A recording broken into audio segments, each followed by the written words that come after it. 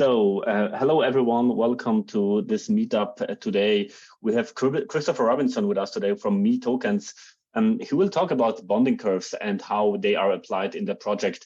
I think it's a very particular use case, so it's a very special idea, allowing everyone to mint their own tokens, and that initial token distribution is facilitated via bonding curve. So I'm very excited to see what Christopher has prepared for us today. Please make sure to post your questions and comments in the chat, and we will moderate them and then either stop the talk immediately and answer your question, or just take them all by the end of the presentation in a Q&A session. So without further ado, let me hand over to Christopher. Thank you very much for coming today, and looking forward to your presentation. Absolutely. Thank you, Christoph. Thanks, Julian. Really excited to be here. I'm pretty sure that token engineering is the only project I've donated to with Gitcoin grants. So yeah, this is an outstanding community. Really honored to be able to present today. So can you guys see the screen okay? Yes, excellent. Just one second. I'm actually going to switch the screens. Well, I've got, well, maybe not, that's fine actually. Okay, cool. So this is going to be a presentation on personal token engineering. So it's economic primitives of meTokens. A little bit about the agenda for today. So we're going to take a brief history lesson to talk about the origin of the idea of personal currencies in general. Then we're going to go ahead and talk about personal tokens as sort of like the new, updated, current, evolved form of personal currencies. Then we're going to dive into really the bulk of the presentation, which is discussing what we are calling the automated discount market maker, which is a modified bonding curve. It's like there's different types of AMMs out there. This is our version of an AMM, which hasn't been implemented to date. We've implemented it, but it's the first time this has been done. And then we're going to talk about some of the nitty-gritty details of how to issue your meToken according to the design of this ADMM. So when you're issuing your meToken, what are some of the different parameters that you can play with? And then we're going to discuss what the actual formulas are, and some just brief overview of some code design for how we were able to implement bonding curves in this way. So a bit about me, I founded meTokens. I wrote a white paper back towards like the end of 2019, leading into DevCon Osaka. And so heading into Osaka, I handed out the white paper to a handful of friends in the industry. And it was sort of like at DevCon that it really solidified the idea that like, okay, this is sort of a worthwhile idea to pursue. It took probably maybe 4 or 5 months for us to roll out our first proof of concept. For anybody who is familiar with Raid Guild, meTokens was the first Raid Guild that ever took place. So I got in touch with Ven and Sam and some of the other guys who went on to create Raid Guild later on, when they were sort of just ideating on the concept. And so this was the first proof of concept that was released. We called it Stake on Me. It was pretty limited in terms of functionality and things like that. We learned a ton of lessons, but we always, announced it as this was really truly a proof of concept only. Maybe about 9 months later, we received a grant from Metacartel. This was about the time that, personal tokens had taken off in terms of attracting media attention, but they were sort of stalled in terms of economic progress, and some vulnerabilities were discovered in some other personal token protocols. And so in response to some vulnerabilities being found and the Metacartel community already being familiar with our AMM design, they reached out and offered us a grant. It probably took about maybe 3-4 months until we closed our first round of fundraising. So really that grant that we received from Metacartel was extremely critical for us to be able to bridge the gap from going from proof of concept to a properly funded project. So I'm a big believer in offering grants to projects and doing sort of like these low level funding initiatives. They're extremely important.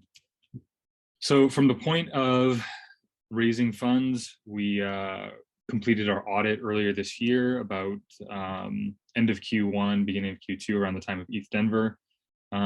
We launched testnet end of Q2, beginning of Q3, and then just before ETH San Francisco, just after ETH Bogota, we released the mainnet version of meTokens. So this is going to be a bit of the history lesson of where personal currency comes from. It was originally called self-issued credit, and the individual who coined this term was an alternative monetary theorist, E.C. Riegel. So some people here might be familiar with E.C. Riegel's work at a high level. His background is he was an alternative monetary theorist, and he lived through the Great Depression, which had a great impact on him. So coming out of the Great Depression, his main conclusion was that unbacked currency was, as he called it, economic sin.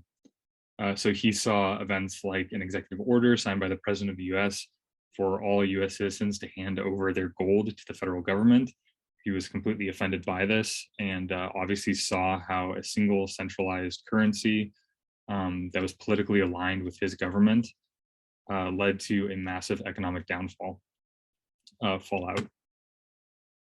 And so what's interesting most particularly about E.C. Riegel, for those of you who haven't heard of him, you've definitely heard of something that he created, which was the coined term separation of money and state.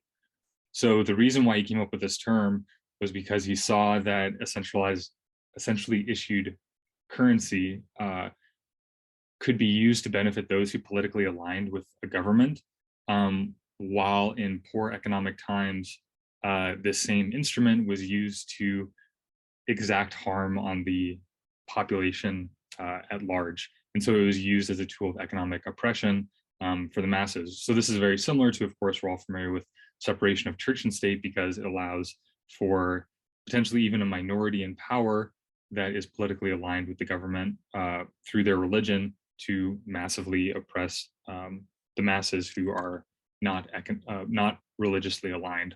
So he proposed the term separation of money and state, which ended up becoming really like a giant calling card for Bitcoin when it first came out, and it's still used to this day in, like, media articles online, stuff like that. So of course, at the time when E.C. Riegel coined the term separation of money and state, he clearly envisioned that there could be non-political money, and that is how we know this term to be used today. What most people don't realize, first, they probably aren't familiar with E.C. Riegel's work more often than not, that he coined this term, but what they really don't know is that the origins of this phrase is not limited to non-political money. The logical conclusion that he took this idea to was actually that non-political money would be the basis for backing people's self-issued credit. So he came up with this idea that individuals would all create their own money. So what this would look like is that money would be backed by labor. Because he felt that unbacked currency was economic sin, he tried to find and think through the process of what is the core raw material that all economic exchange is backed by, and he decided that concluded it was labor. The reason being is all goods that we see in production today, all services that we purchase, are rooted first in an individual or a group of individuals using their labor to create that good or service. And so he figured the most economically sustainable way to design an economy is for all individuals to create their own personal self-issued credit backed by their own labor. So the way that this would work is the value of a person's own currency would be only as good as their ability to redeem that token or that self-issued credit for goods and services. So for example, a fisherman might issue some self-issued credit, and an individual could trade that for a fillet of fish. A baker could issue a token or form of money, and you could swap that for a loaf of bread. If you had a farmer's token, you could trade it for some crops.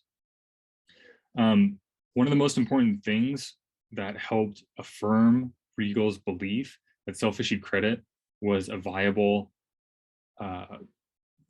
economic design or economic system was that what made people different than, say, like businesses issuing currencies, which of course we see today with like airline miles or like Dave & Buster's, like game credits, whatever, you can point to a million different examples of this, is that typically businesses fall into a niche category in an economy where if that economy pivots towards a different set of demands, more often than not, those businesses go out of business. They aren't often repurposed for something different, whereas people are very flexible. If a factory shuts down, that factory worker can go take up another vocation. And so a self-issued credit should be able to follow that person through whatever career path they end up taking in their life. My favorite quote from E.C. Regal that I'll leave all of you guys with this as we sort of conclude the background portion of the presentation is, he said, "To issue money is a natural right of all people who are intelligent enough to do so." He has a ton of other outstanding quotes and lines in a very concise series of essays called The New Approach to Freedom, a series of essays on the separation of money and state. There's a few physical copies of this book still out there, so they're like $25. It's nothing. So I don't know. It's definitely a collector's item. If you guys want a little piece of background, you can jump on Abe Books and buy that. I would recommend it. It's a really enlightening read and very short as well. So of course, at the time that Regal proposed the idea of self-issued credit, he envisioned that there'd be all these necessary pieces of infrastructure that would need to be implemented for this to happen. He thought like banks could effectively be relayers for what could be this global exchange of people's self-issued credit. But the technology really wasn't there. Today, naturally, we have blockchain. And so we can do this with tokens on chain, and we can use automated market makers to create this type of exchange. So this is really what the premise of meTokens is that it is a personal token protocol. But what differentiates it from any other personal token protocol is when you issue your own personal token, you're not just getting a plain vanilla ERC20 token. What you're actually doing is you issue an ERC20 token, but you also are creating your own automated market maker that goes with this token. And of course, an AMM is useful for price discovery, for supply creation, and also distribution. There's a lot of unique characteristics of our custom AMM and this personal token protocol, but the most important one that really is economically novel here is that your meToken is always worth more to you than it's worth to anyone else. And so we'll continue to unravel what this means and how it looks as we sort of go on with this presentation here. But just to give an idea of like how we can use personal tokens today, similar to how there were vocations, and there still are today at the time that Regal wrote about personal currencies, today we also have career paths people choose, although we're a lot more like fluid and dynamic in terms of how we choose these vocations. But really a person's personal token should be tied to the value of their time, attention, and labor. So these are 3 individuals who have currently issued a personal token with meTokens today. We have Skipper Gems, who does NFT commissions. He just sold his first NFT denominated in the value of his own meToken last week. We have Carter, who does smart contract development. He and I and a couple others, but really Carter was the lead engineer for like writing all the smart contracts for meTokens. He's done audits for Aave, like just a really outstanding smart contract developer. He is currently getting paid in his own meToken to work on other people's projects. We have Nick Mudge, who is an EIP author of 2535, the Diamond Standard. It's somewhat similar to like competing with Open Zeppelin's upgradable contract scheme. He also offers audits, so you can pay him his own meToken a day if you'd like him to audit your smart contracts. But of course, like I said, we don't just have these top level vocations anymore where like someone's not just doing smart contract audits or NFT commissions. We sort of, at any given point when we're online, we're generating value and utility for others. And so something that we're able to do more fluidly now is we can offer utility to individuals in a really streamlined way and capture the value of the utility generation that we're doing on a daily basis. So these are all different Web3 projects that are interoperable with meTokens today. So we just created the first integration with XMTP, so you can token gate or create private events, paid events with any of these protocols. You can do like paid direct messages or token gated messages. So like I have to hold 10 of somebody's meToken in order to send them a message, or at least their inbox will filter according to who holds the most of their personal token. And this is a way to sort of reduce spam. We can do group chats with Collabland, calendar bookings with Meet with Wallet. We have our own version of this product coming out soon called Calendeth. You can do video conferencing like what we're doing today. Everybody would have to say, hold my personal token to join this call. Live streaming with LivePeer, voting with Snapshot, payment streaming with Sablier, subscriptions with Unlock. Skipper Gems just created a white label NFT shop with Niftify. There's a ton of options here. And just like to visualize what this looks like, here's a quick booking event using Calendeth where you can go into somebody's calendar.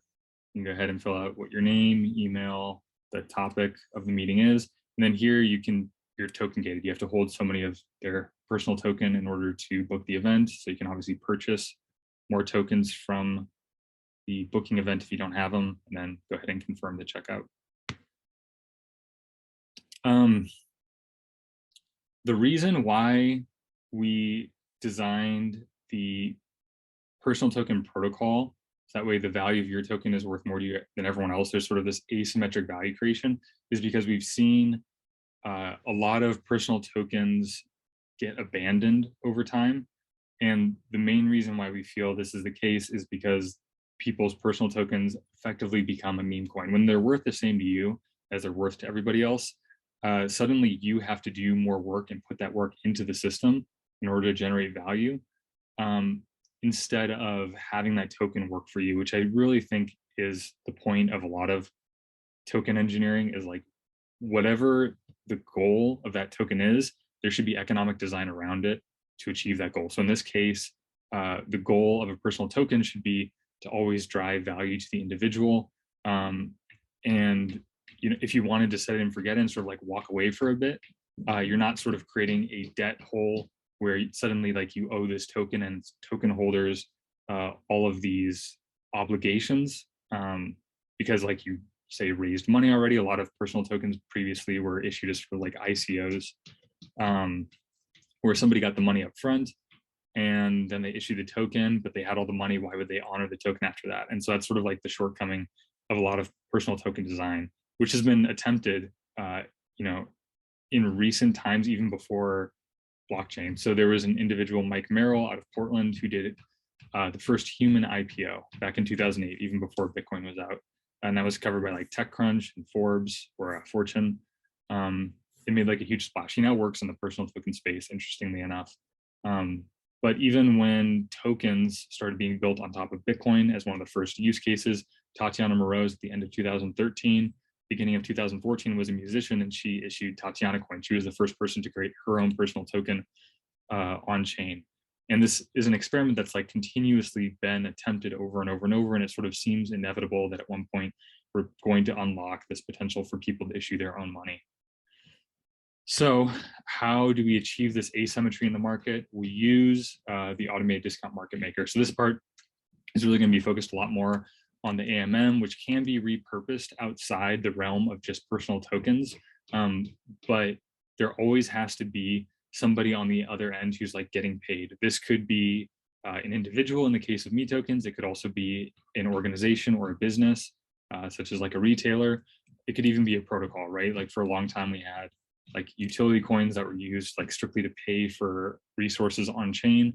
This might be another way to sort of revisit that use case with this type of token design. So we use a modified bonding curve for this. So I'm sure everyone on the call is familiar with bonding curves. If anyone is not, the way bonding curves work is you go ahead and you deposit collateral into this automated market maker, into this contract. And for every amount of collateral, like let's say it's DAI, for every one DAI that you add as collateral, you mint one new token. And the price at which this token increases is along a predetermined rate. So for example, the first token that you mint by adding one DAI might cost you one DAI. The second token to be minted might cost two DAI, the third, three, fourth, four, so on and so forth. With meTokens, we have an uncapped bonding curve. Some people will cap their bonding curves and say that there's a finite limit of like 1 million tokens or something like that. Ours is completely unbound. Similarly to minting, if you wanted to get collateral out, you go ahead and you burn the token. In this case, it's a meToken. to unlock the underlying collateral. So you might burn one meToken to unlock 100 DAI when you're at the 100th token in supply. For meTokens, our bonding curve has both a ceiling and a floor, which is not too unusual. We do see that in a lot of different systems. So of course, you mint along the buy rate and then you burn and sell along the floor. Pretty straightforward. Something to call out here, obviously, though, is that if there's a bunch of tokens in supply and you decide to start burning some of your tokens that you hold, say, as a stakeholder of somebody else's meToken, you're only unlocking the value underneath that buy rate. So there's still this delta between the floor and the ceiling, between the buy rate and the sell rate, that is not refunded to the seller of the token. Different systems have different ideas for where these funds go. With the automated discount market maker, we use this for something that we call a stability fee. So this delta between the floor and the ceiling, this stability fee, in a sell-off event ends up getting redistributed to everybody who's a remaining token holder. So what this does is it increases the value of everybody's token who is still like a true believer of this individual. They're still holding the token. And so this goes into a separate pool within the bonding curve that can only be unlocked when that token is sent to the issuer. So if the issuer earns their meToken from a stakeholder and the issuer burns their own meToken, they unlock the value of all the additional collateral that's been redistributed through the stability fee. So this is how we get the asymmetry in the market, where suddenly your meToken becomes worth more to you than it's worth to everybody else. Of course, if we simplify this a little bit more and we look at it, there's another obvious delta, which is the difference between the value that your token's worth to you versus everybody else. From a stakeholder's perspective, this really creates an arbitrage opportunity where there's suddenly a discount created in the marketplace. So you can imagine a scenario here where somebody goes ahead and they buy, $100 worth of somebody's meToken from the curve directly, and they can spend it for $150. What this looks like from, say, like a retail perspective is, I would be getting $150 worth of value from somebody, but I'd only be paying $100. It'd be like that good or service is on sale at 33% off. And what you'll notice here is, of course, that the discount in the market increases when the demand for somebody's time, attention, or labor decreases.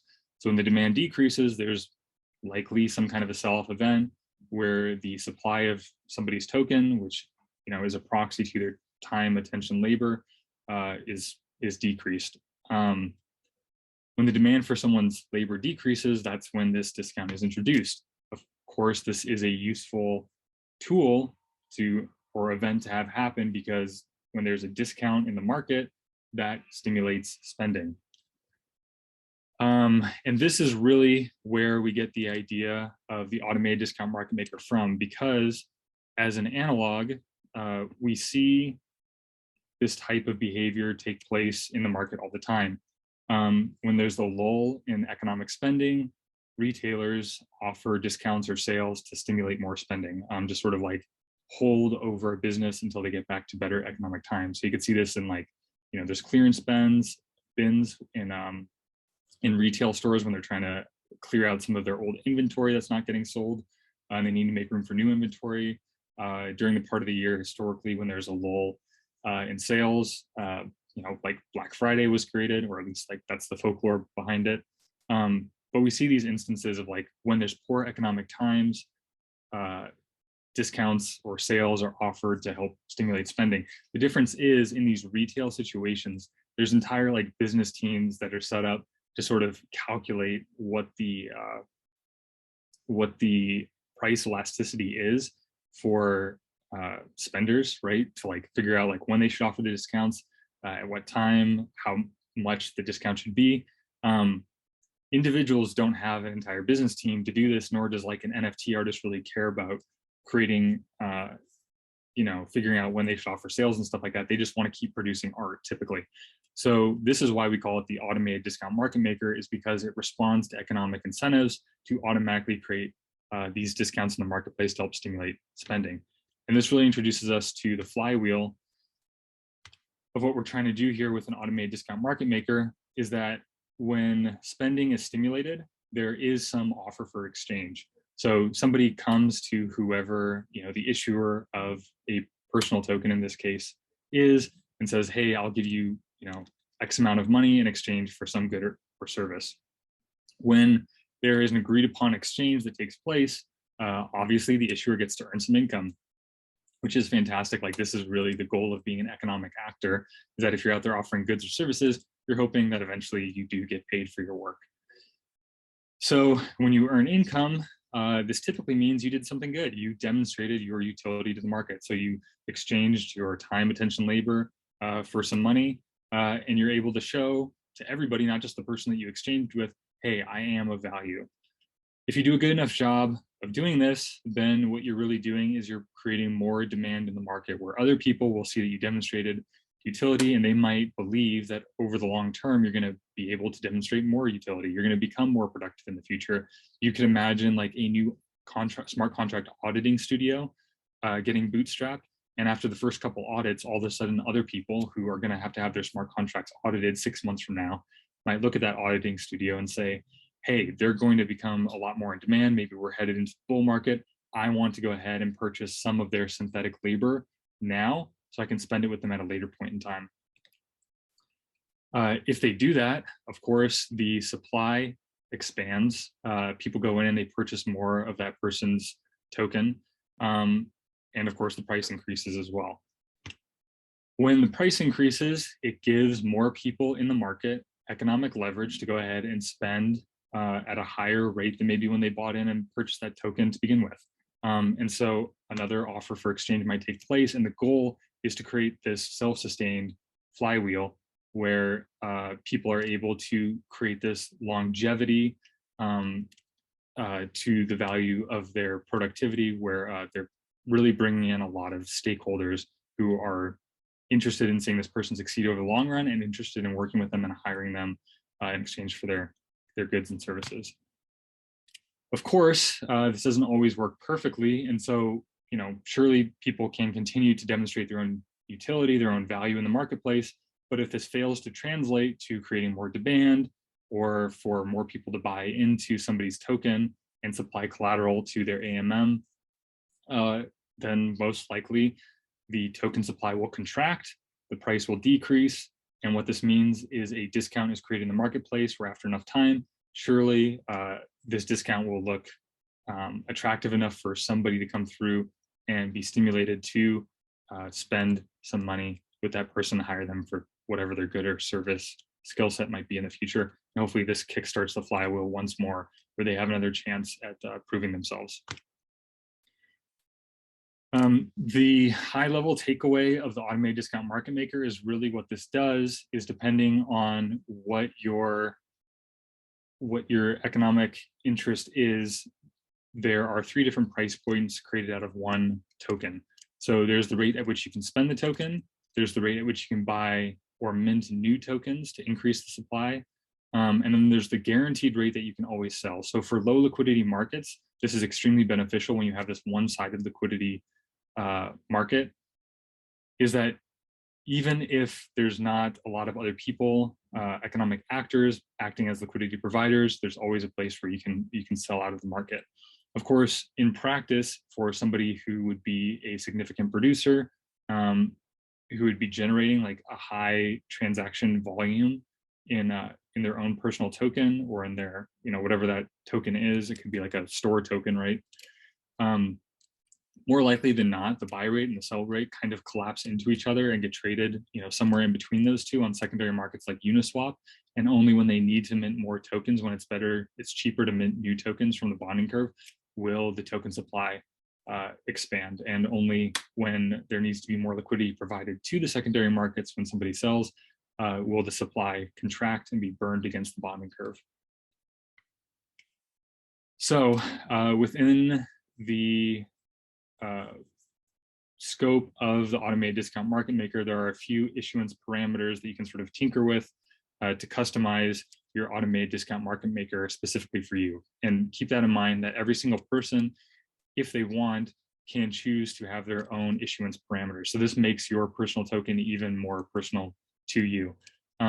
For folks who don't want to take on that responsibility, they can go ahead and carpool with somebody else. Like a group of people can sort of share a single ADMM, the parameters of their ADMM, and have some sort of like governance decision around how they get upgraded over time. But to jump into the parameters here, what you'll notice is during that redistribution of the stability fee to existing stakeholders, you'll notice this trend line begins to emerge, a clear trend line where, you know, this is really the spend rate. Like it's this predictable rate, similar to how you have a predictable rate of being able to mint new tokens, buy them, and a predictable rate of how you can sell your tokens in the market. There is also a predictable rate at which you can always spend your tokens in the event that there is some sort of a mass sell-off event, like maybe an individual like loses their job, or you know, they're in a country that all of a sudden has like a new embargo put on it, something like, you know, you could imagine like lots of different scenarios. Maybe, yeah, who knows? But the point is that like for a stakeholder who enters the market, they now have some type of reliability to know that if I buy this token, I'm always going to be able to spend it. It's always going to be worth something, even if a bunch of people end up selling it. And I think that's really important because it creates an economic balance between the issuer and the stakeholders, instead of all of the weight being held in favor of only the issuer. I think what this does as a strong benefit is it allows people's personal tokens to scale.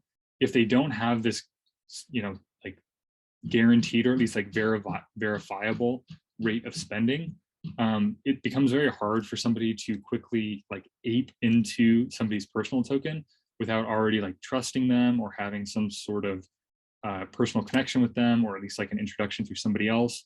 Having a guaranteed or verifiable at least rate of spending is very useful for scaling your token across many different jurisdictions with people that you've never met before.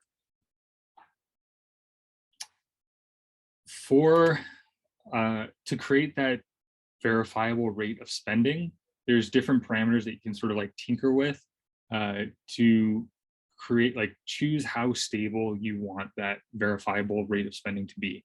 And those three parameters that you can tinker with are the fee, so the delta between the floor and the ceiling, the curve shape, so if the curve is linear, exponential, whatever, and then also the type of collateral that you choose to back your meToken by.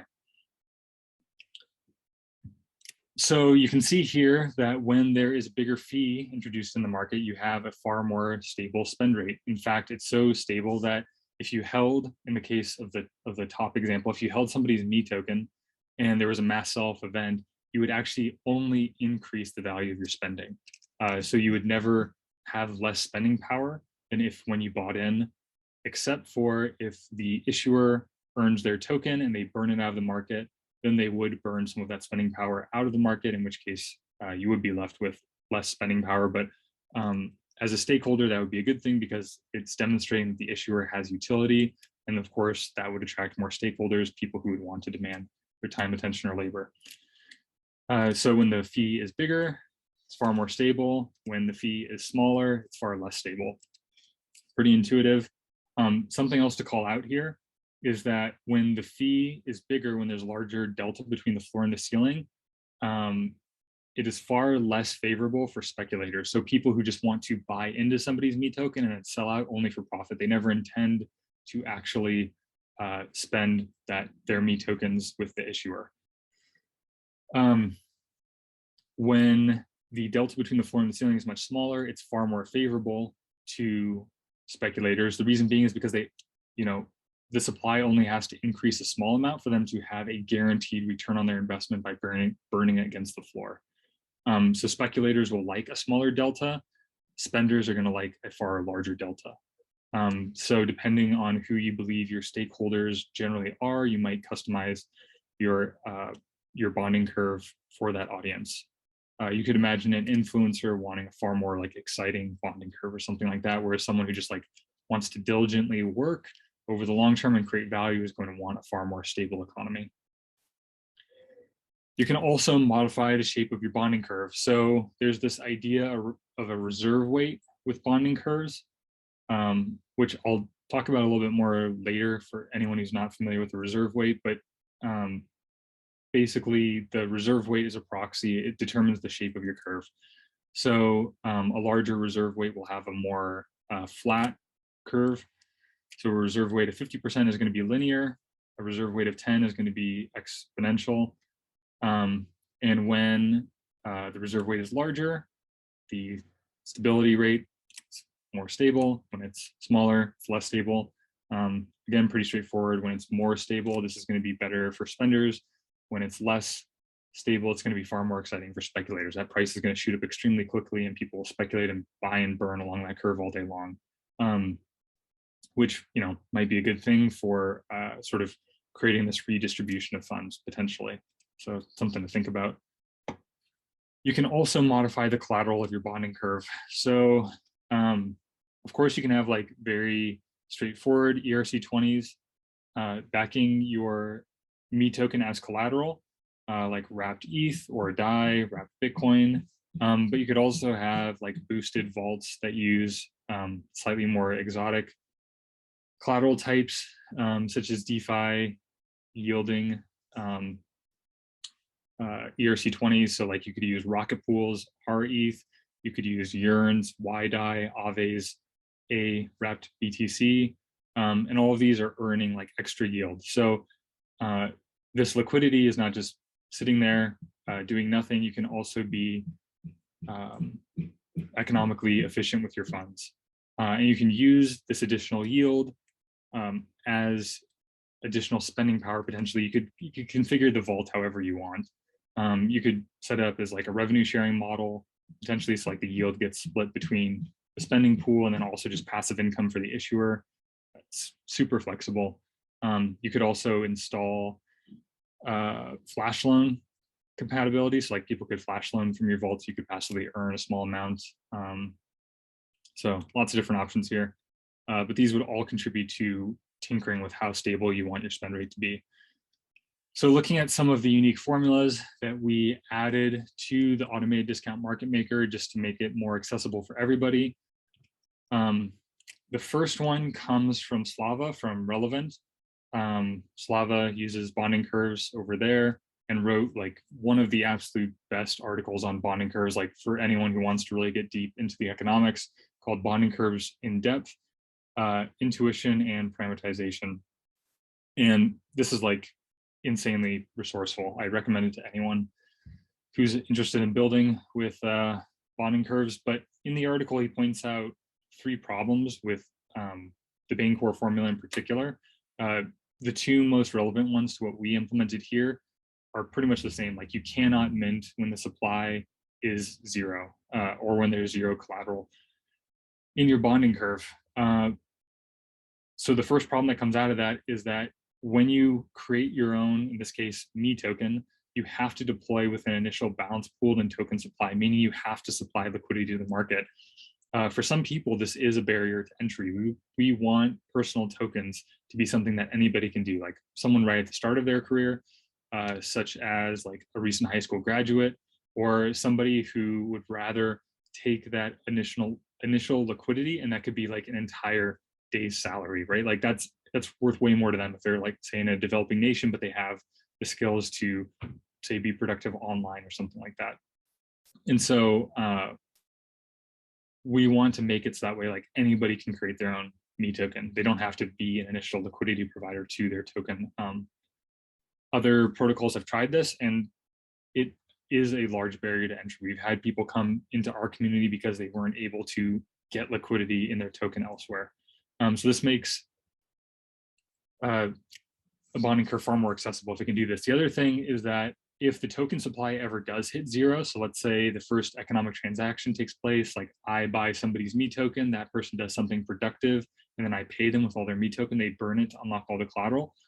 that supply in the first transaction, when it's very low volume, goes straight to zero and the contract breaks. That person's meToken can never be minted again. It's just stuck forever. And that's a huge problem. So the reason why this happens is because with the formula, you have to divide by the balance pooled, which is the amount of collateral in there. So when the supply is zero, the collateral is also zero, and you can't divide by zero. So that's why it breaks. What we did is we wrote the formula, and this does come a little bit from Slava's article, how he kind of figured this could be written, but this is what we did. We introduced two new variables called base X and base Y. Base X and base Y are effectively a proxy for slope. So base X, we just set in our system as a constant of 1, but of course in anyone's system that could be flexible and change. What we really change in our system is only base Y. So what we're really doing here is if base X is set to 1 always when we're setting base Y, what we're really doing is we're saying this is what the price of your first meToken is. So when supply is 1, the price is $1, $10, whatever you want to set that to. So that's really determining the slope. Just as a little bit of an explainer, jumping back to the reserve weight that we were discussing earlier, reserve weight really is like a percentage of the market cap that is held in reserves. So below you can see like when the market cap, if the market cap is 100%, you divide by 2, you have a reserve weight of 50%. You can see now that creates a slope that is linear. Or sorry, a shape of a curve that's linear. But to be very specific, reserve weight is not the same as slope. You need to have that initial like XY reference to be able to initialize a new curve when you don't have the supply and collateral already initialized, because normally supply and collateral are the proxy for determining slope.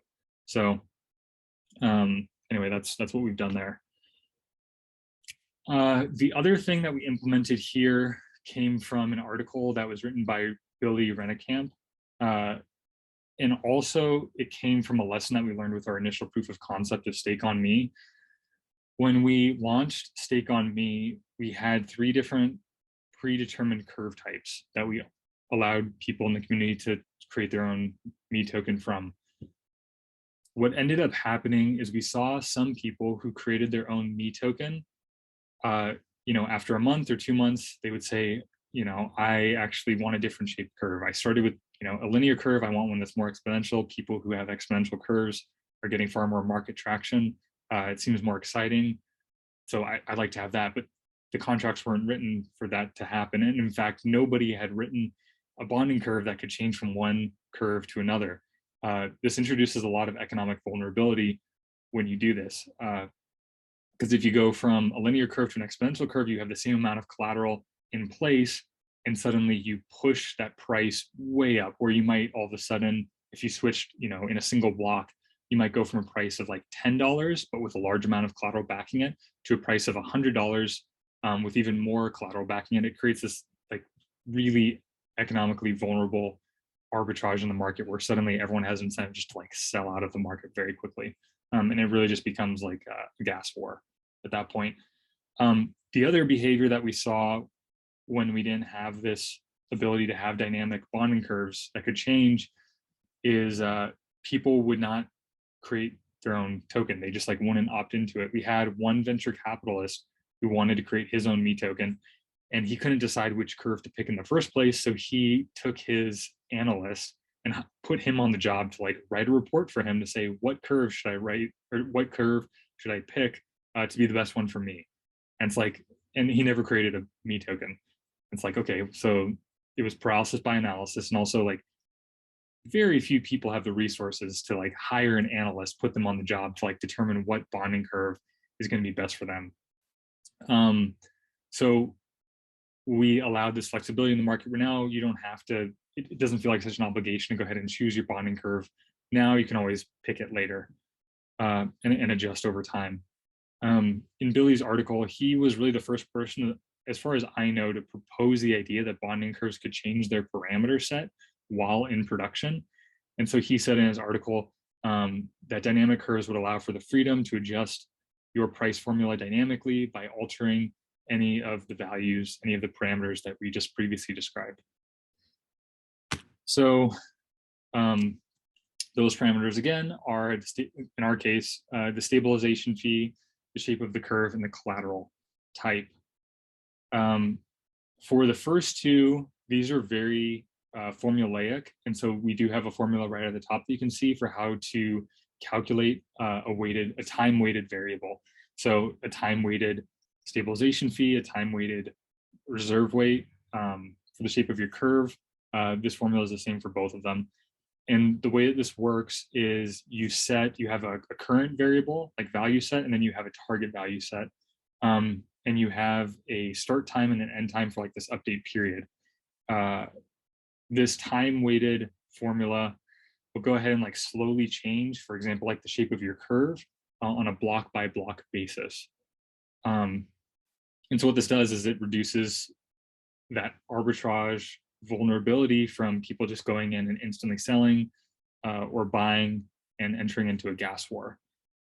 So you can set this time frame for whatever you want it to be, but like, I think a week is very appropriate, or at least a minimum of say 3 days makes a lot of sense.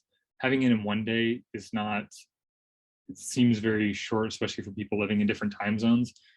We also have a warm-up period, so that way anyone who's your stakeholder is given, say, like a 1 week period before this update takes place. Potentially, you could even set the governance of your issuance strategy to be held in part by your own stakeholders. So that way, like, maybe you have 50% of the vote and your stakeholders have another 50% or whatever. You can set the governance to whatever you want it to be. But that's probably a whole presentation in and of itself of like the game theory behind that. But the point here is like the contracts are written in this way where now this is possible and all the code is open source. So anyone here can go ahead and take a look if they want to implement, this type of bonding curve in their own design. Similarly, we have a way for people to update their collateral. This is very flexible depending on like how you want the swap to take place. You could have it as like a single swap on Uniswap, or like you could have some sort of an auction mechanism like reverse Dutch auction. Potentially, it's super flexible, but it's modular, so you could add in your own migration path as you see fit. And of course, like we're supplying some as well. But that's the presentation. So definitely feel free to keep in touch. Here is a link to create your own meToken if you're interested. It's at meTokens.com. You can also follow us at meTokens. If you go to meTokens.com, there's a link to our documentation where you can dive into this a little bit more. There's also a link to our code. It's all open source, all the smart contracts. Here is a list of everyone that helped out with this presentation and all the economic design up until now. If you want to support any of them or support myself, these are our meTokens, which is kind of how I envision a lot of, this sort of like networking taking place. So of course, this is mine at the top. See Bob Robison. Carter wrote all the smart contracts. Jay Frank is our community manager who provides like immense amounts of feedback and outlines for like presentations like these or articles or just like ways of better communicating all this stuff to our community. Skipper Gems, NFT artist, who has been like one of our most radical experimenters in the space. He's done some cool like airdrops of his own NFTs and the earnings from his NFTs to his stakeholders. He creates some artwork for our community as well.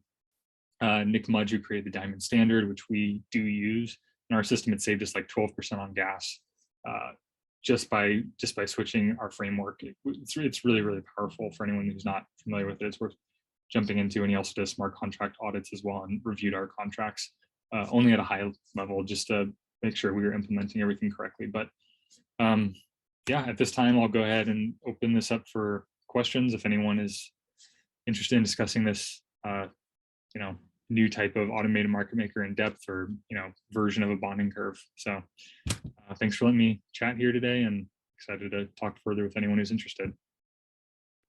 Thank you very much, Christopher. Thank you. Before we start the Q&A session, by the way, amazing presentation. Thank you very much for presenting today. So let me maybe kick it off by starting with a question that you mentioned a bit, but didn't really emphasize on. So you said that there is this personal token space. So there are multiple projects handling this issue, or like trying to provide this type of solution to tokenize time or tokenize efforts of stakeholders in the space. What would you say distinguishes you from your competition? So like, what is the key difference between you and other projects that are trying to provide the same solution here? For sure.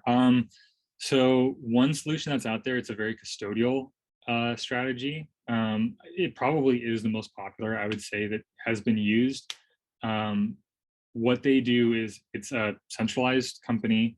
They mint a certain number of tokens. That's a finite supply. And then you as the issuer vest into your tokens, not using a smart contract. It's just they send you a certain amount of tokens. I don't know if it's like once a quarter or once a year or whatever, but I think it's a 3-year vesting schedule.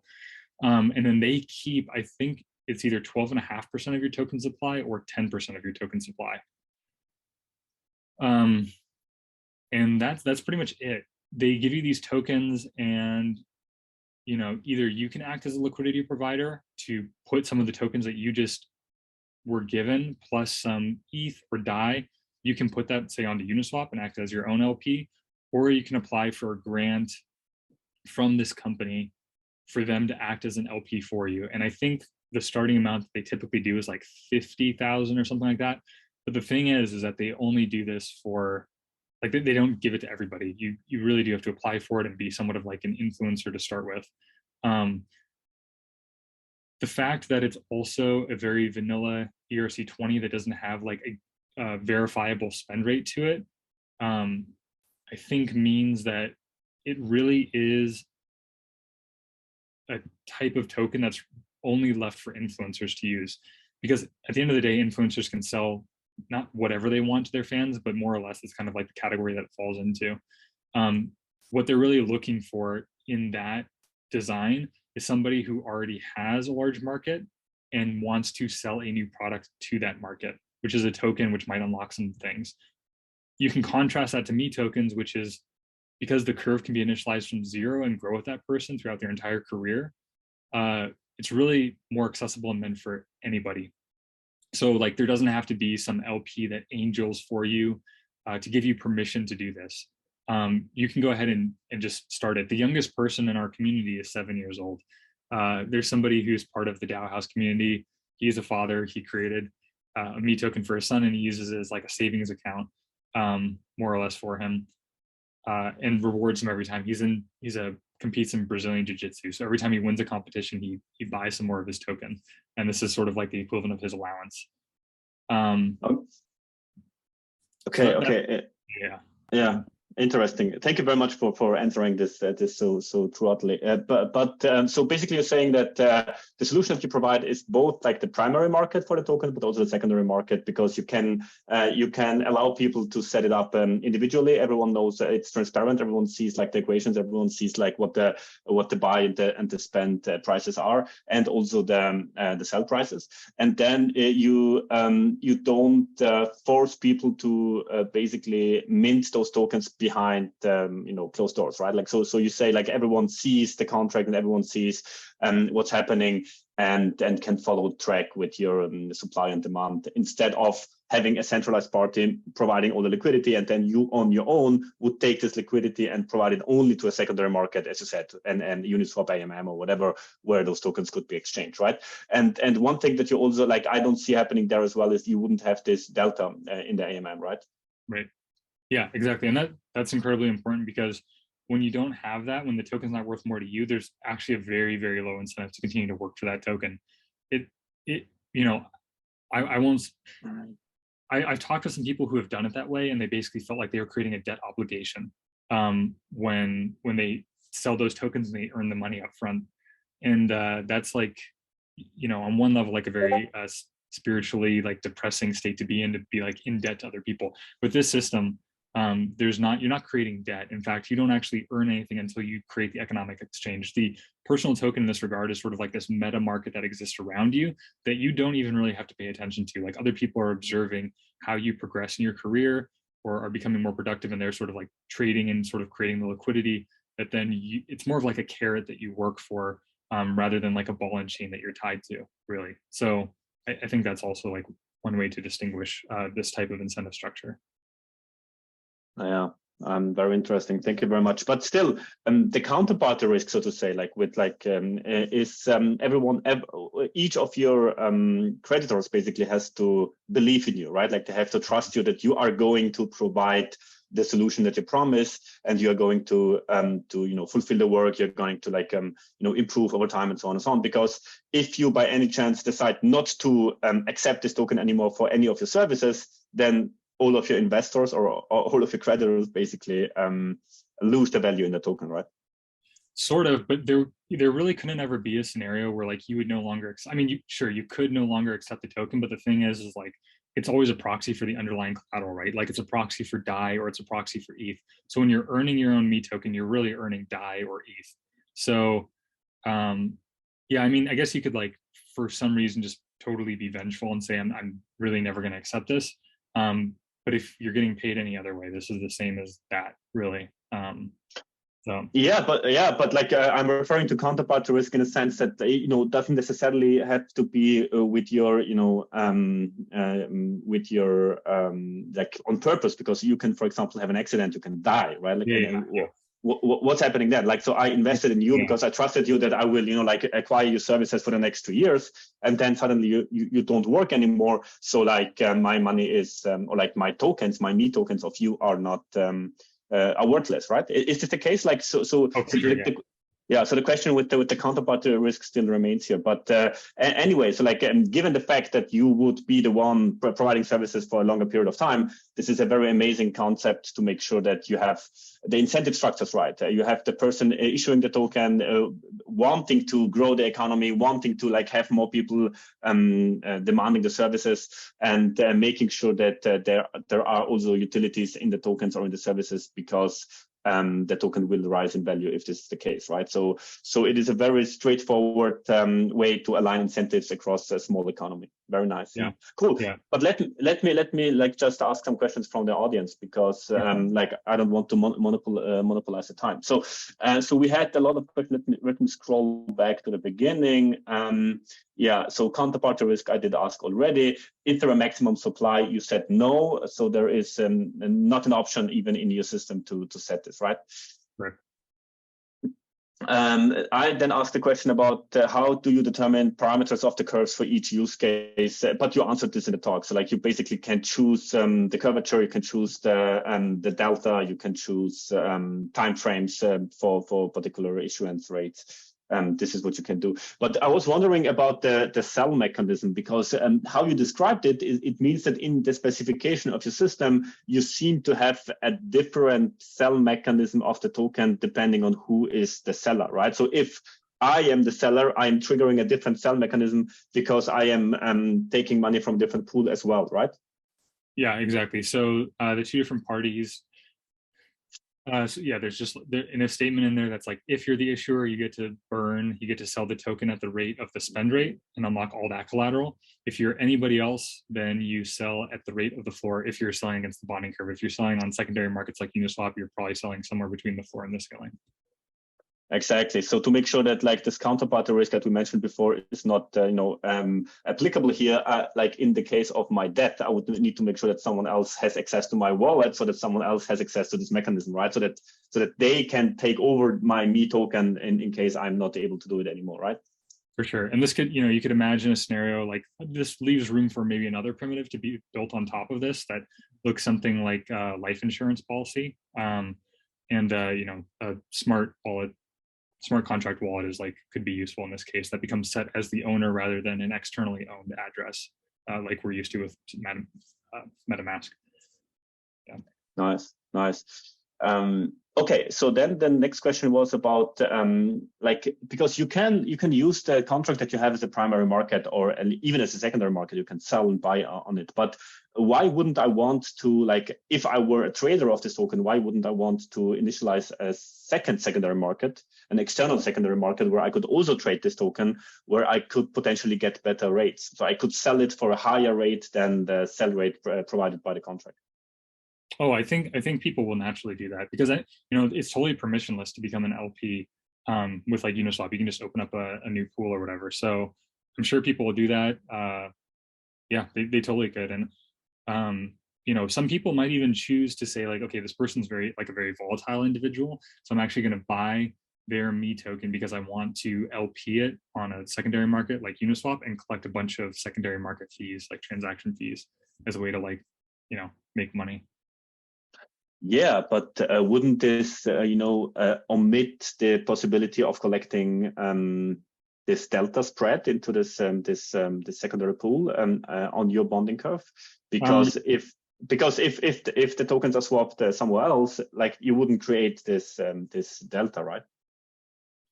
Yeah, but that, yeah, sure. We could create like a secondary market that like takes some of those fees and puts it into the delta. But really the delta is there to capture when the token supply expands and then contracts. Like that's like at a macro level, that's the proxy for the demand of your total time, attention, and labor is the supply of your token, and also the total market cap. So when that is changing is when it's captured. And because anytime that changes, you have to use the primary market, which is the bonding curve for that. So really the amount that can be traded, there's like a liquidity limit of what can be traded between the floor and the ceiling on secondary markets like Uniswap.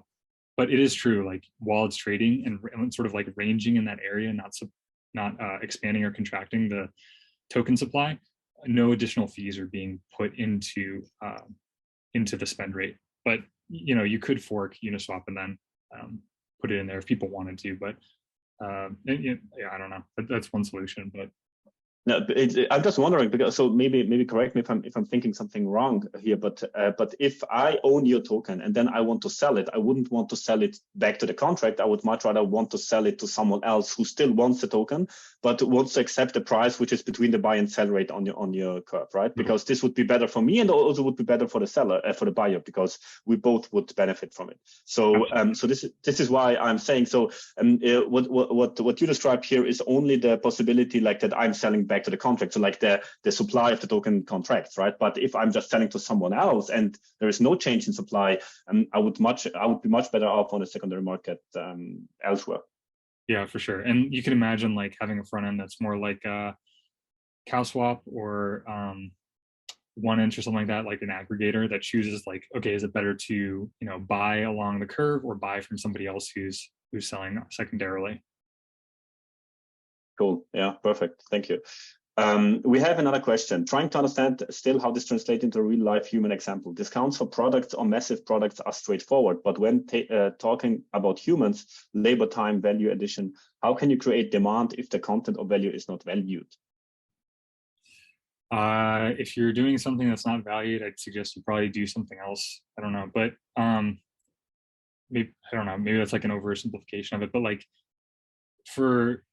I don't know. For anyone who like builds in the space, it's kind of hard to deny that this happens where people just become extremely in demand during the bull market cycles.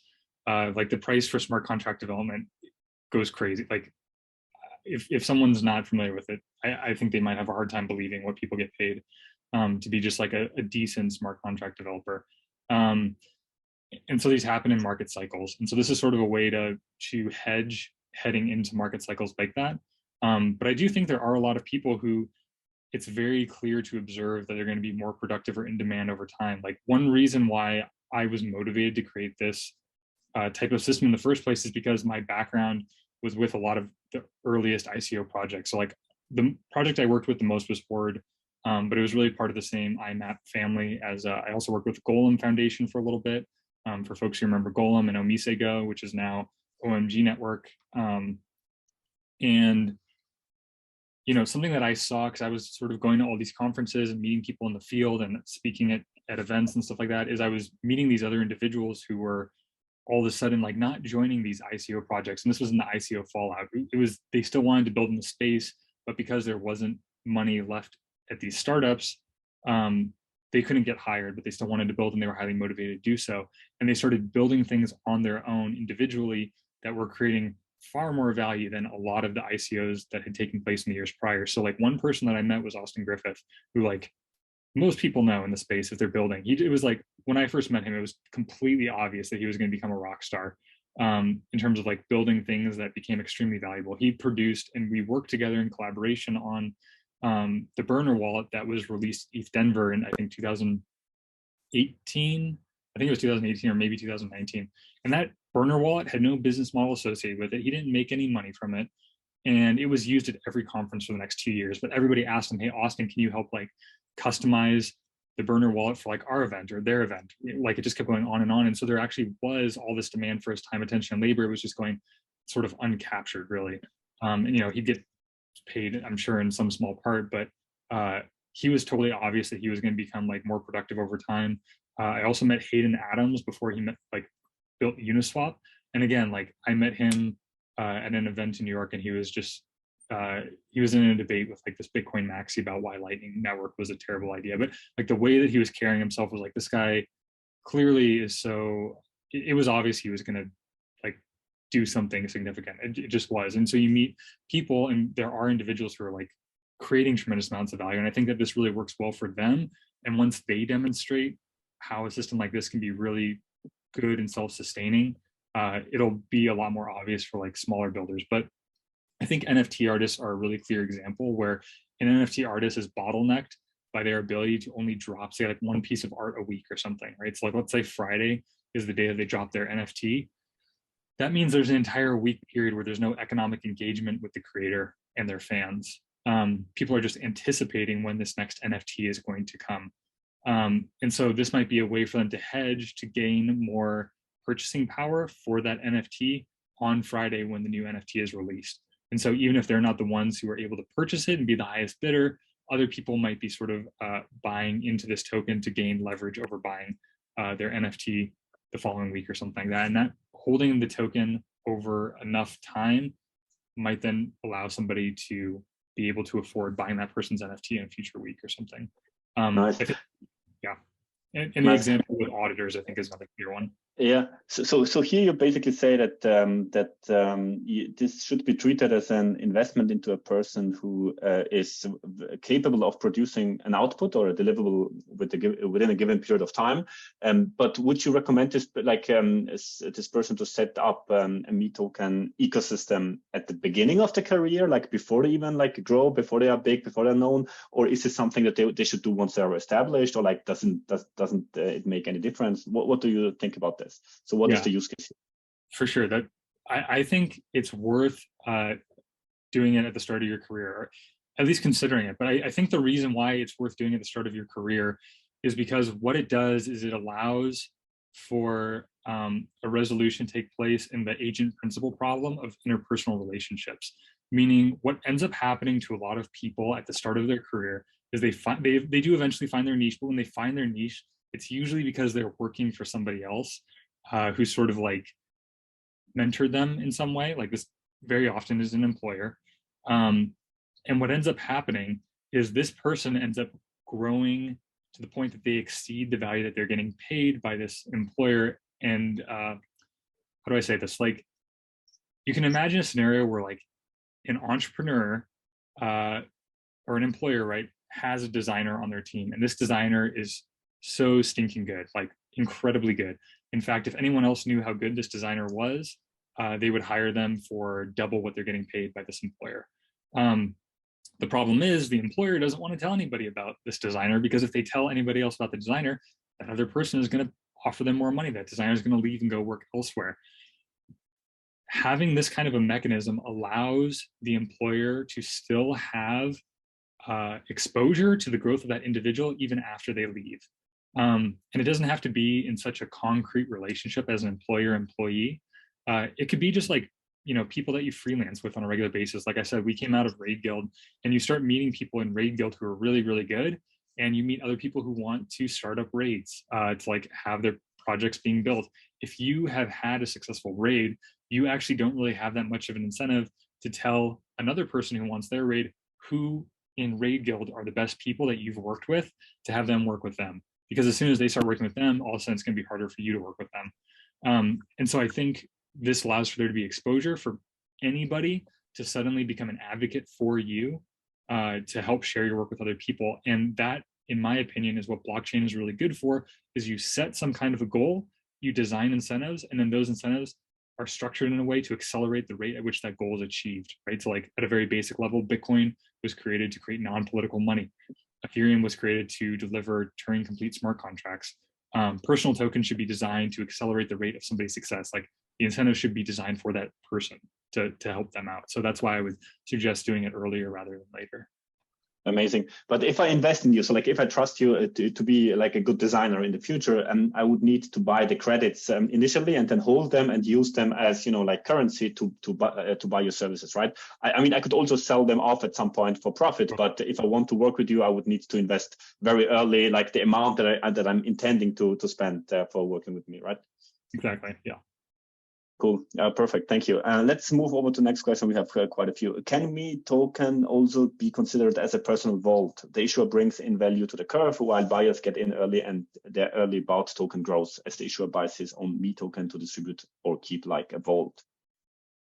Yeah, right. I think there's kind of two parts to that. So the one is that in the initialization period, we also allow you to be the first liquidity provider, so you can buy your first set of meTokens, which is, by the way, like a non-risk decision. Aside from, of course, smart contract risk, there's always smart contract risk. But in terms of economic risk for how the system's designed, if you're the first person to buy into your meToken, you can always burn all your meToken and just get your money back out. So you could almost certainly use that as like an investment in yourself. So that's one thing.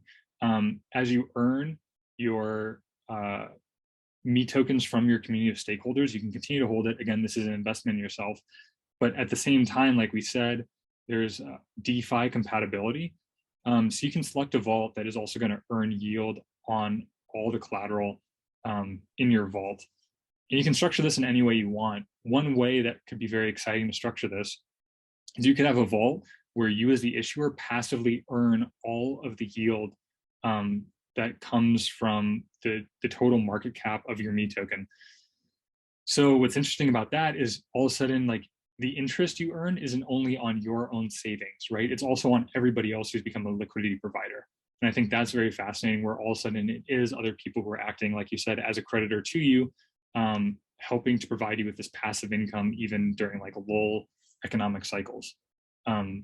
So yeah, I think there's something to there where it could be used as a personal savings account. And you could also set up a vault to be something like a balance or smart pool that rebalances, readjusts.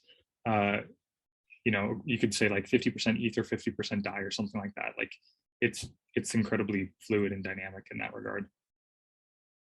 Nice. Let me move on to the next question. Raluca asks, this is a fascinating concept. I've been recently thinking about allocating time based on how much others would stake to slots in one's calendar. I guess it's somewhat similar if we consider time is equal to money.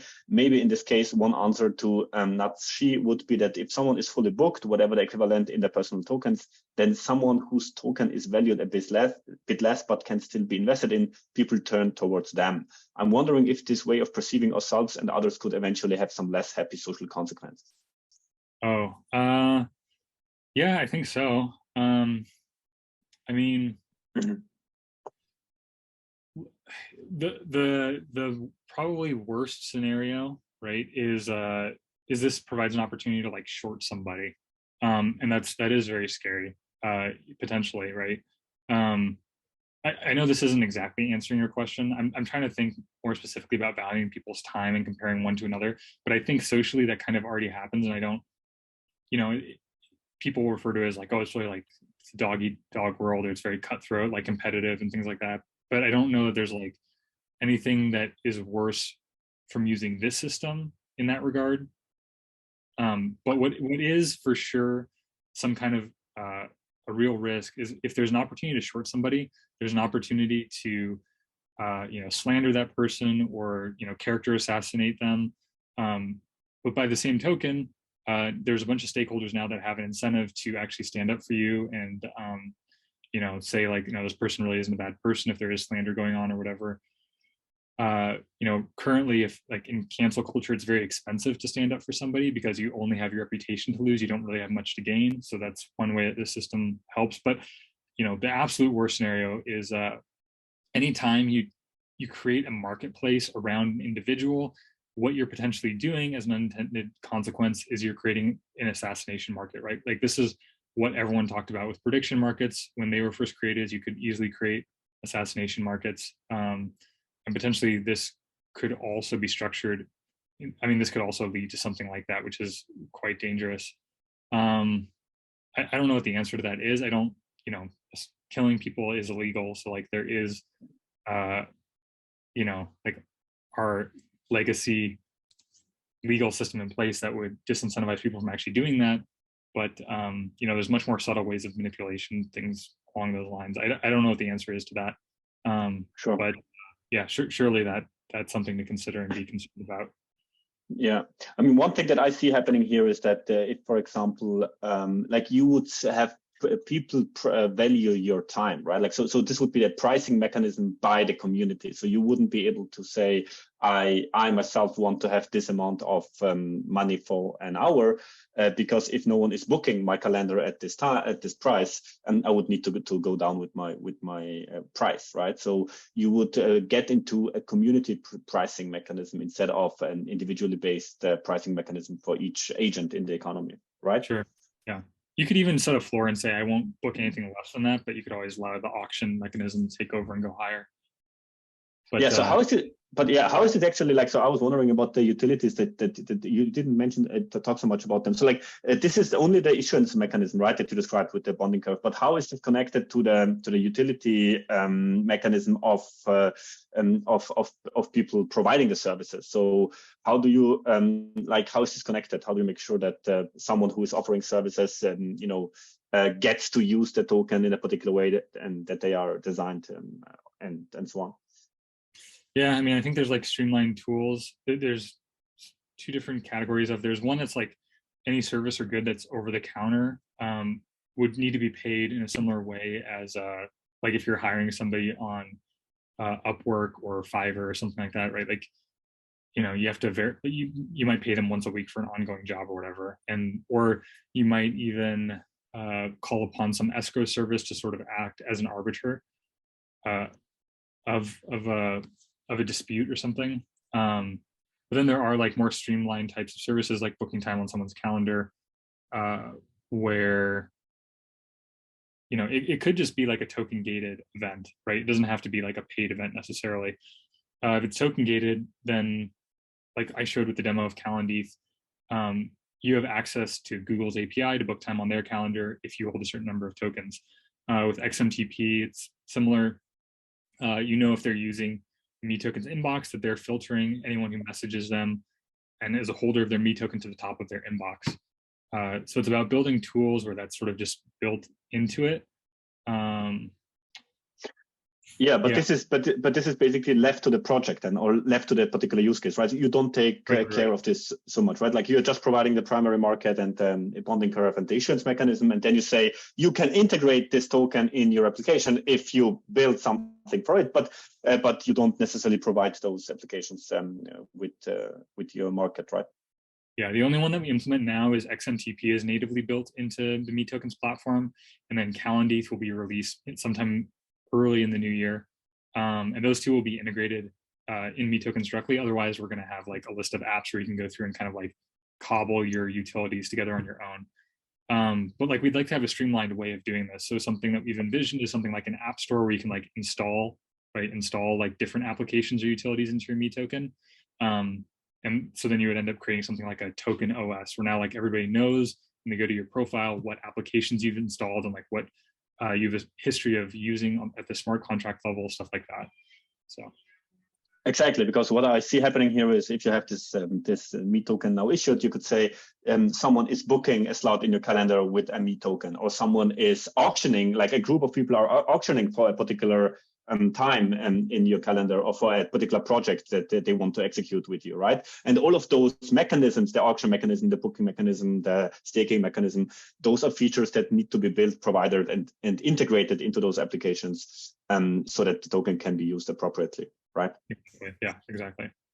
Cool. Yeah, let me move over to the next question.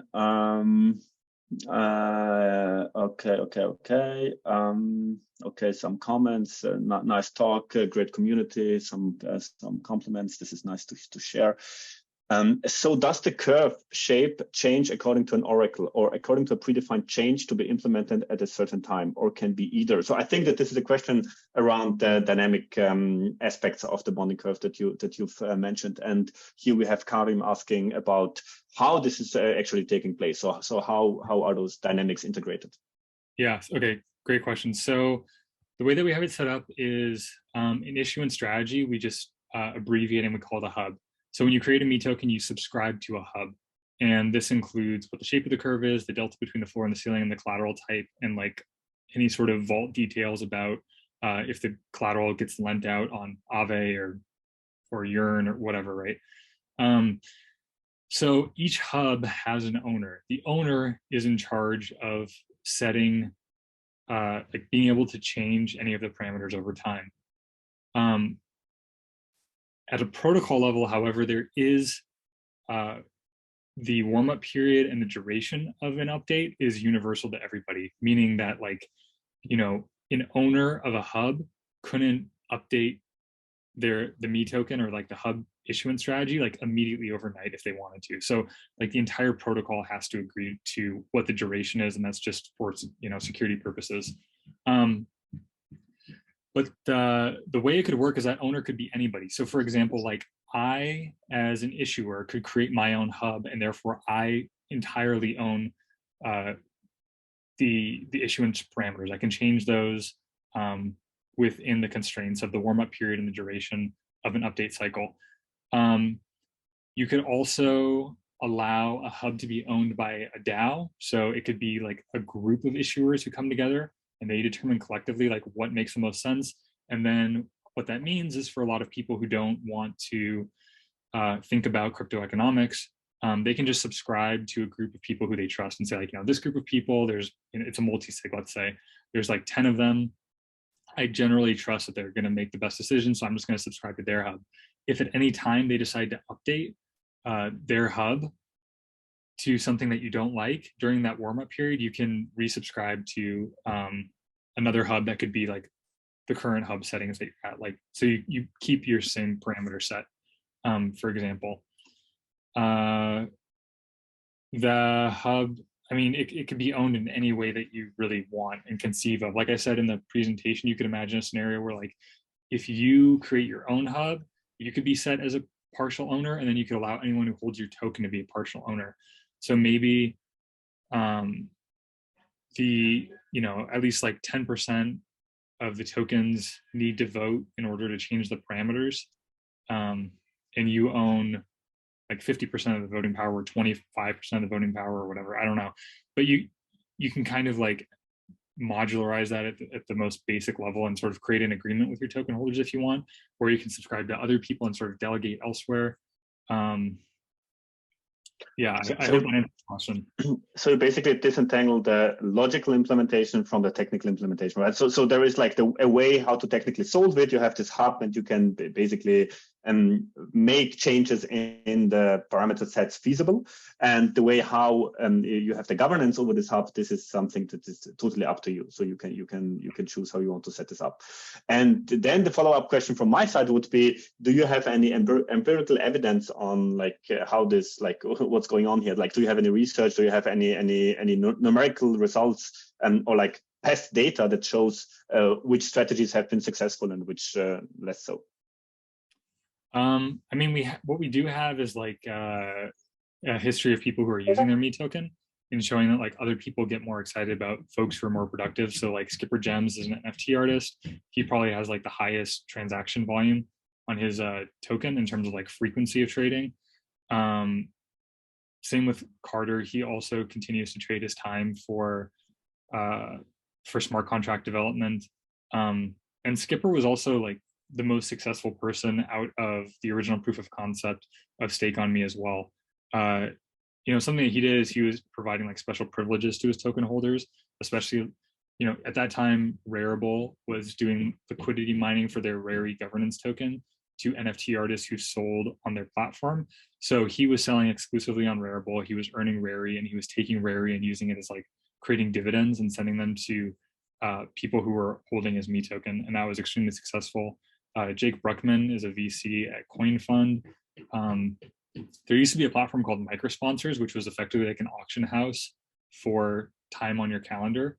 And he was also very successful in getting a lot of stakeholders who were interested in booking time on his calendar. That's really the data that we have in terms of like running simulations, CAD stuff. We haven't, I mean, yeah, we haven't run anything like that other than like, you know, just running our own numbers and like theorizing and stuff like that, more manually than anything. But yeah, if anyone wants to run simulations and create a meToken, I would definitely buy some of your token, as like that's a unique skill set to be able to run those simulations. So feel free to reach out. I would like to work with you. But interesting. Yeah, we can talk about this. Let me follow up with another question. Which chains are you working for? EVMs, Cosmos? But I think this is answered by Jay. Ethereum, right? Yeah, it's on Ethereum mainnet as opposed to a layer 2. The reason for that is because it's DeFi interoperable. So we want to make sure we're taking advantage of the capital efficiencies of mainnet, where we can easily gain the highest yield. Like, I think that's where that's just where the highest yield is mainnet. So yeah. Cool. Then we have some questions about the white paper documentations. Do you have anything public? Yeah, I have the original white paper that I wrote in 2019. There is some stuff that's excluded from that, such as like the hub design. That's basically designed as like, back then everyone deployed all the contracts themselves. They deployed the AMM themselves, they deployed the vault themselves, the ERC20. So that's kind of how the white paper is written, but all that documentation is at meTokens.com. You click the docs on the left, and somewhere in our Notion site is actually the original white papers, but there is more documentation in there that we're continuing to build out.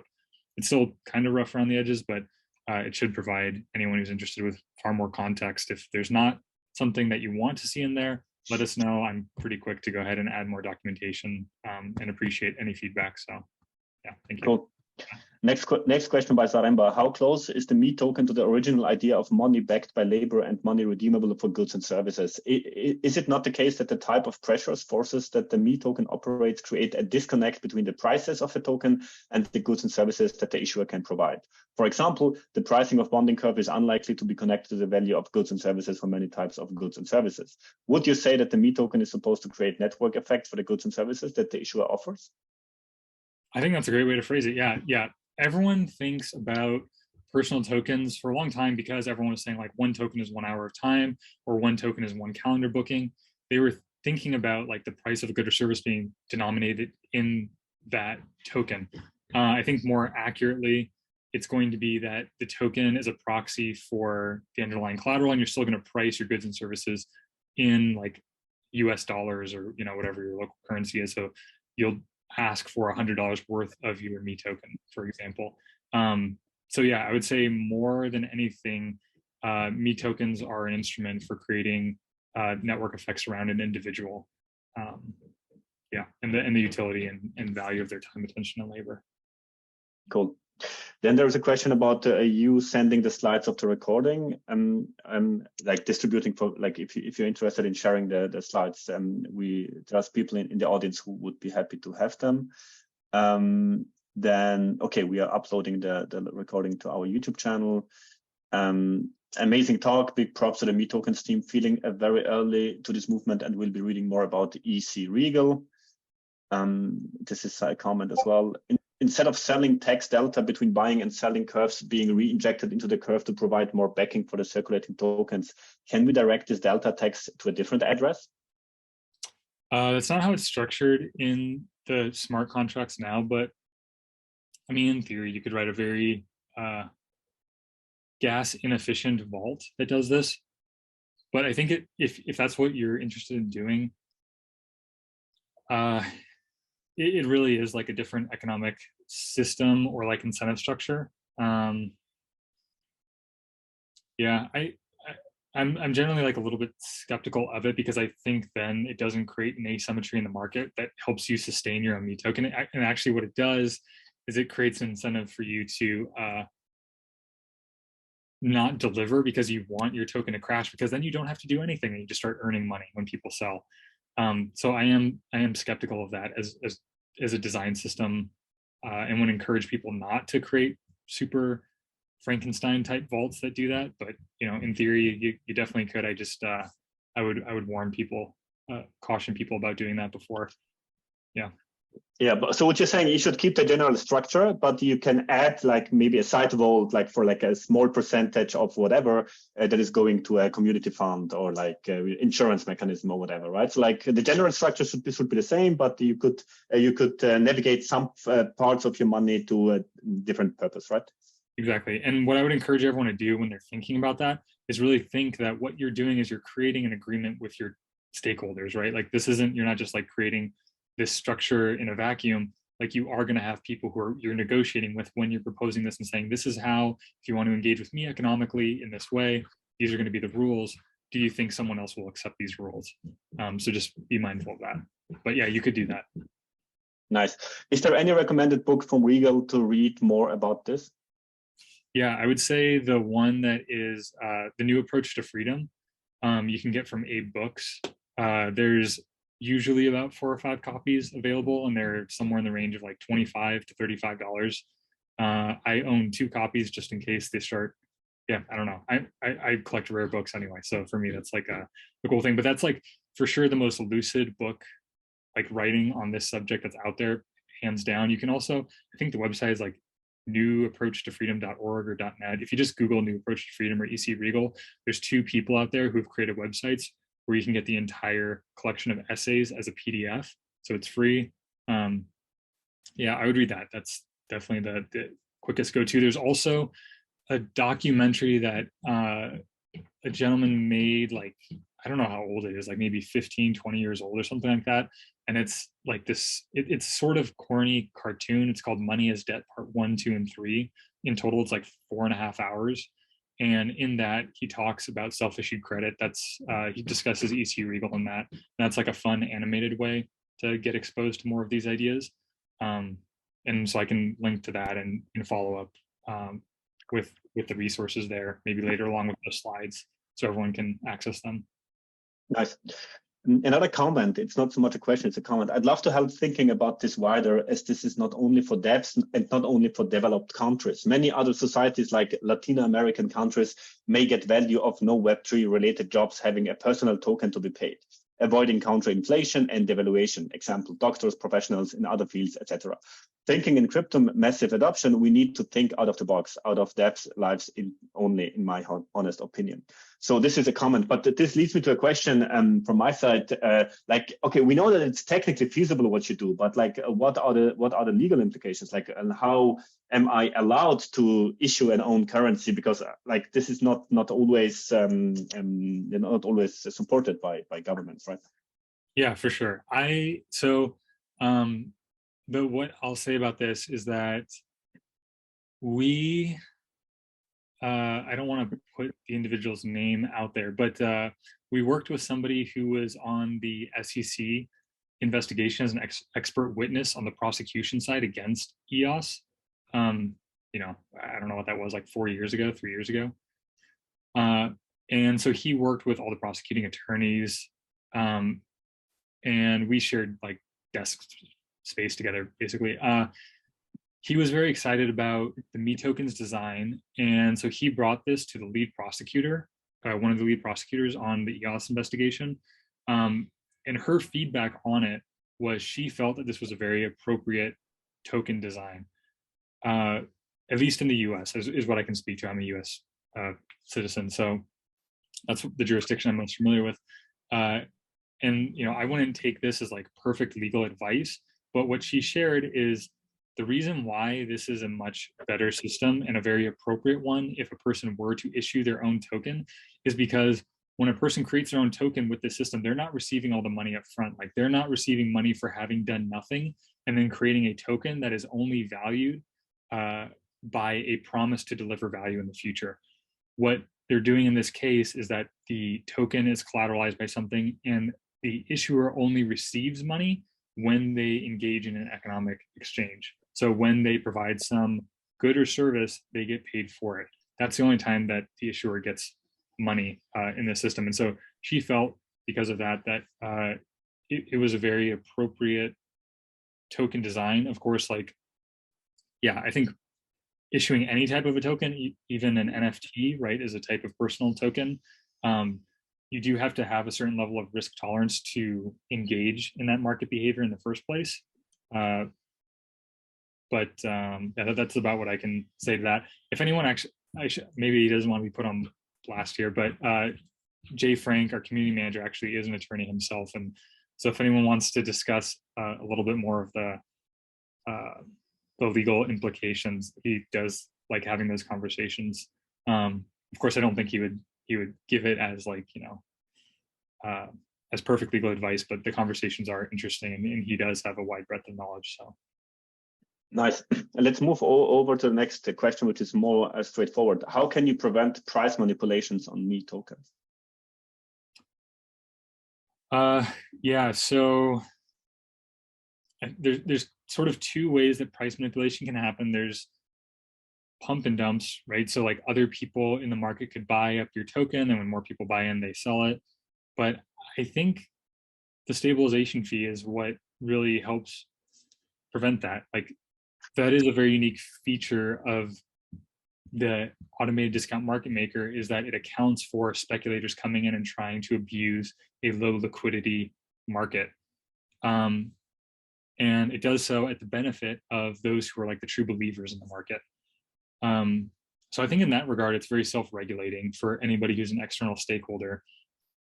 However, there is a slightly more nefarious opportunity that an issuer could, in theory, flash loan, buy a bunch of their own tokens and resell them back to the market to drain that. We call it a balance locked. Everything that goes into sort of that stability fee, that overflow, you could, in theory, as an issuer, just buy and burn over and over and over in the same transactions to eventually drain not all, but most of the funds in that pool. What I would say to that is it's really an attack that you can only carry out once. Once you do that, no one's going to trust you again. You're really burning a serious amount of reputation by doing that. But two, we talked about having smart contract wallets. You could go ahead and program into that flash loan attacks couldn't take place, or like you can only burn once a day or something like that. Like you could use that as a proxy for you know, further enforcing the agreement that you have with your stakeholders that you're not going to do this, and you can verify it on chain with the smart contract rules for how you choose and when you choose to burn your own token. So that's one way to do it. Of course, you could also just let people know and say like, hey, sometimes I'm going to need money and I might do this from time to time. And that might also be part of your agreement with your stakeholders. I would say those are the two attacks. One is very self-regulating. The other one has maybe like 3 different outcomes, but one of which can be self-regulating. So that way that problem becomes a non-issue with the smart contract. But this is interesting because there's a follow-up question here. Can you have more than one meTokens? If a person has maybe 2 types of work, or like wants to conduct this attack and then like issue a second token another time, and or let's say they are established developer and an early stage artist only starting to sell the art. What would be the best meToken strategy in such a case? So would you rather say let's have 2 tokens, or would you say let's have 1 token and like 2 different types of economic utilities, 2 types of economic services? That's what I would do. I would do 1 token with 2 different types of economic services and utility. With the only exception being, and the way that our contracts are written is you can only have 1 meToken per address. So like 1 address couldn't own 2 different meTokens. But the only exception that I would say to having 2 different meTokens is there are a lot of people in the space that operate anonymously or pseudonymously along in parallel with their primary identity. And so if you're doing that, then I would say meTokens is I would create 2 meTokens for having 2 different identities in that case, one that is anonymous and one that's pseudonymous. You could imagine, though, that if, for example, you worked at a known project for a number of years, you have a strong reputation, maybe you're a smart contract developer and you deployed those contracts, and all of a sudden, you know, you leave that organization, you have this idea, and you want to run it anonymously for a little while or pseudonymously, you bootstrap this new identity. Something that you could do is, although it's a separate meToken altogether, you could use zero knowledge proofs to prove that you have another identity that deployed a smart contract that currently has $500 million in TVL, right? Like you could create that signature using the wallet of your real identity to prove that you deployed this contract, and then you could ship that to your pseudonymous identity to show like you're not just nobody, you actually have some serious reputation. That's the only time that I would say like have two different identities, but you're going to have two different wallets for that anyway. But I would not take one identity where you have two different utilities and have two different meTokens for each utility. The meToken protocol is generalized enough for you to capture both value. Nice. There's another question related to the same topic of like collaboration with different people. Would it make sense to have co-tokens, example for collaborators or members of an organization on a project so that they can get paid according to the same strategy? 100%. So I just gave a presentation with DAO House last week for DAOcember, or maybe it was the week before, but I can also link to this presentation for anyone who wants to watch it. It was recorded and uploaded to Twitch. I think it'll be on YouTube at some point. There's a couple points where the audio breaks, so I can ship you guys the presentation of that so you can see the slides as well. What you can do with meTokens is you can combine it with Moloch as well. Or you can combine it with any sort of DAO structure, but DAO House is the factory for shipping Moloch v3 and all the other versions as well, but now it does v3. And the topic of that presentation is what are all the different ways that you can combine a DAO with a meToken. One of those ways is that the DAO itself could have its own meToken. So I was talking about Raid Guild before. You could imagine that Raid Guild could have its own meToken, meaning anyone who's part of Raid Guild, and maybe they have to get whitelisted to be a member of Raid Guild, now have the special permissions to earn that that asymmetric additional value of the Raid Guild meToken for themselves when they ship a raid. And then everybody who's external to Raid Guild can now speculate on the future demand for Raid Guild as an organization. So they can buy like future credits to purchase labor from Raid Guild, which is kind of like how the raids operate to this day, is that what you do is you ship a certain raid. It's like, say, an 8-week period. You ship something, you do some market research, you engage in users, and then you come up with like, okay, this needs to be the next raid that gets shipped for this product to grow further. And so buying some meTokens is a way to lock in the future the current value in the future to continue to hire them for more raids. So that's one way it could be done. You could also imagine like a basket of people, like a group of people take their meTokens, they use it as collateral in a DAO, and then they issue shares. Like Moloch allows you to do this, where you submit tribute. Everyone's tribute could be their own meToken, like $10,000 with their own meToken. And then the share token of that DAO becomes effectively like a basket for exposure to, say, like 10 different builders. There's some interesting economic incentives that come out of that, where everybody who is part of that DAO now has an incentive to help each other become equally successful. Because if anyone rage quits, they end up taking more of the successful person's token than anyone else. So the successful person wants to make sure everyone else also succeeds. That way, if anyone rage quits, they don't lose a larger share of their own tokens to everybody else. So there's all these different design mechanisms that can be done there. But yeah, you could definitely have like collective meTokens that aren't just for one person, to answer the question. Amazing. Christopher, this brings us to the end of the questions we had in the chat. So, I mean, we've spent almost 2 hours of our time today with the presentation of your project and also with the discussions around them. So it was very great and very insightful. Thank you very much for sharing and answering all the questions in so much detail. I will think of a way how we could continue the conversation. So maybe like async, or maybe there are some follow-up ideas that we could discuss. I'm sure that our community and also myself would be very interested in this. But aside from this, I think for today, this is a perfect place to say thank you very much and amazing presentation. Thank you. Yeah, thank you so much. Really appreciate all the outstanding, engaged questions you guys asked. Thank you for hosting. Myself and Jay is also on the call. Yeah, really appreciate you guys giving us this opportunity to share everything. So thank you again. Cool. Thank you very much. Have a nice day. Bye-bye. Yeah, you too. Take care.